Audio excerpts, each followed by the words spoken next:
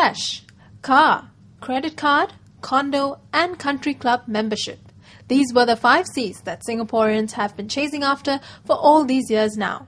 But at a National Day dinner last year, Senior Minister Tong recast the 5 C's as career, comfort, children, consideration, and charity.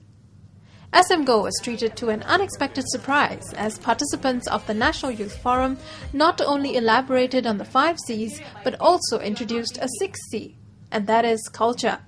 The group that worked on the 6th C of culture recommended proposals for citizens to get more involved in civil society as well as to define and develop a strong Singaporean identity. For the first one, what we have is actually exploring interests, and under that what we have is the advertising of civil society organisations itself, in which we will plan to have advertise and market the success stories of civil society organisations. These were recommendations made by 5 groups of youths between the ages of 17 to 25 on the new 5 C's.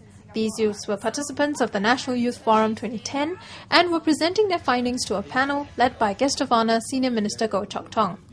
Participants also shared their views on what they thought of the new 5 C's. I think the new 5 C's kind of represent a change in Singapore culture itself, but it's a matter of whether Singaporeans are willing to accept this new 5 C's, because the old 5 C's were really much about bread and butter issues, and I think bread and butter issues will still be the core of what we are thinking.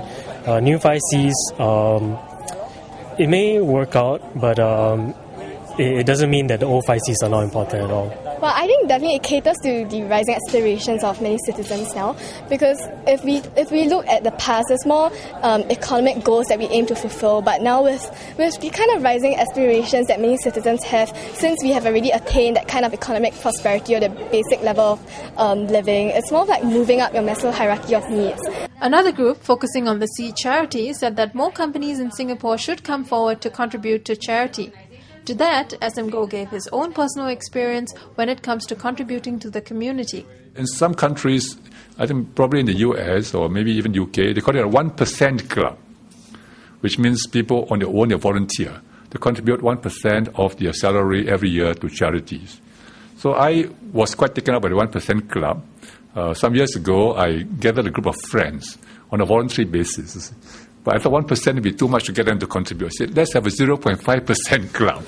So on our own, we met, and we just sort of pledged that we would, on our own, contribute at least 0.5% of our income to charity.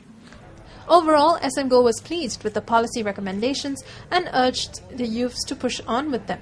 I'm heartened by the process of getting young people together into a forum to discuss important issues. I'm also very pleased at the quality of the presentations this morning and the topics which you have chosen. Keep it up, but don't stop over here. What you have identified as important recommendations, some of them, just push them.